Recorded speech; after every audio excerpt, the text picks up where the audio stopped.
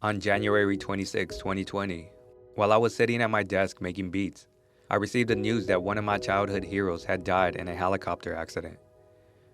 And the thing that sucked was I didn't feel anything.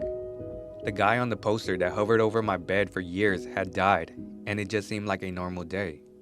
I guess I was in shock because it didn't seem real to me. How is it possible that the man who seemed to be invincible was gone? I mean, it didn't make sense.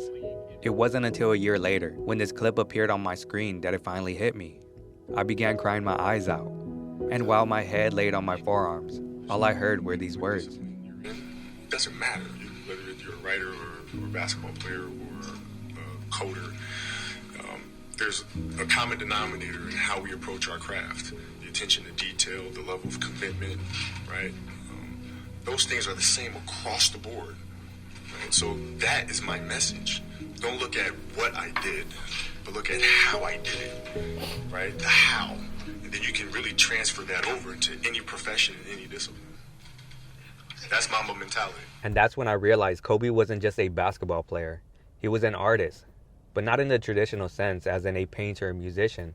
He was an artist of life, because art isn't just symphonies, murals, or sculptures. Art creates change, and that's what Kobe did for me and thousands of other people. He changed the way we think. He changed the way we work.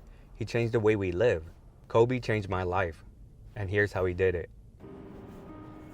You can't mention Kobe without thinking about his work ethic. To this very day, I still haven't seen anyone with his drive. It was simply unmatched. In his 20-year career with the Lakers, he won 5 championships where he was the finals MVP twice. He holds 2 scoring titles, which includes 25 50-point games. He's an 18-time All-Star where he was MVP 4 times. I mean, I could go on and on. However, none of that is what inspired me. To me, the most inspiring thing about Kobe was what he did when thousands of people weren't watching. The actual work, the practice. I know you've heard at least one story about Kobe's training, and I can guarantee that you thought that was crazy.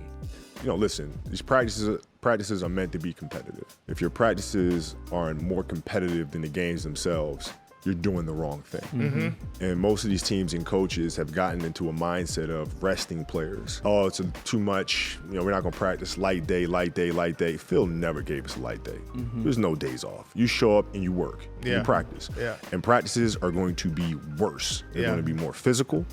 There's going to be more trash talking, and I'm going to let you know. And you're going to hate it, but when Game 7 rolls around, the NBA Finals, you will be prepared. But I mean, it showed. He wouldn't have any of those accomplishments if he didn't train as intensely as he did. His work ethic is so inspiring that I have these 2 pictures in my studio to remind me to keep working. Every time I start feeling comfortable, I look up. Job's not finished. Every time I don't feel like working, I turn to my right. No excuses. The most important lesson I've learned from Kobe is that we all have 2 purposes, the outer purpose and the inner purpose. The outer purpose is an external goal, for example, winning the championship or MVP award. And the inner purpose, the Mamba mentality simply means trying to be the best version of yourself. That's what the mentality means. It means every day you're trying to become better. And it's a constant quest. It's an infinite quest. This mindset is what separated him from almost every other player. Because most players only had an outer purpose, to get drafted, to sign a big contract, to win a championship. And once they achieved it, they lost their drive and realized it wasn't as fulfilling as they thought. But that's because the outer purpose doesn't really matter. It's more about your inner purpose, who you become during the process of achieving those external goals. Because whether you fail or succeed with your outer goal, you've become a better person regardless, which will translate better to everything in life. And that's the mindset I've been carrying with me throughout my whole creative journey. I realize that the likelihood of me achieving my outer purpose will increase if I focus on my inner purpose every single day. It makes my whole journey easier because I don't have to focus on all these steps I have to take for some future goal. All I have to focus is on the step I'm taking right now. Whatever you're doing in that moment, that's what you're doing. That's your sole focus. So you don't think about, I have to do this for another year, or I have to do this for another 2 months. Just think about that moment. What are you doing at that moment in time? You focus on 100%. Presence is one of the hardest things for most people to achieve because they're constantly thinking about their past and their future. However, Kobe is not like most people. He was able to be in the moment no matter what he was doing, especially on the court.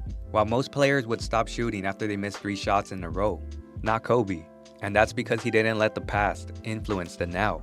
If you let your mind drift into your past struggles, you'll hesitate to jump at clear opportunities.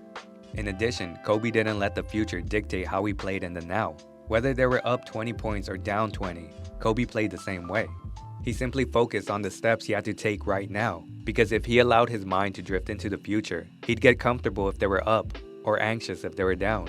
And if you're comfortable or anxious, you're not going to get the most out of yourself. I mean, I still struggle with trying to stay present myself. However, the times I have been able to achieve that state, my work and life have improved because I realize the present moment is all we'll ever have.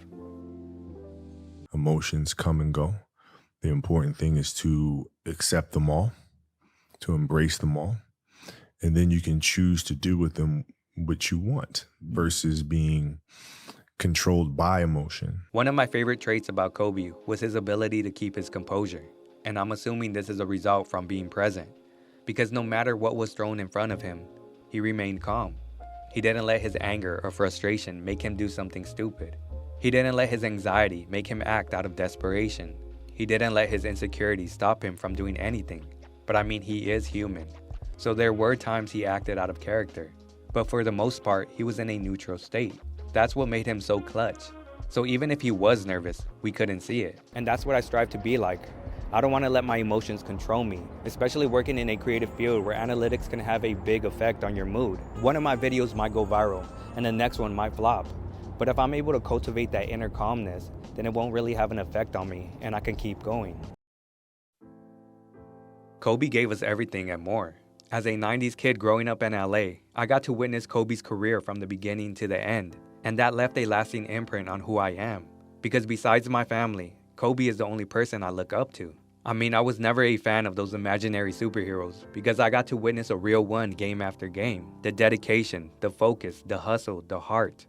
Kobe taught me to give everything to what I love, and that's extremely rare to find, especially nowadays.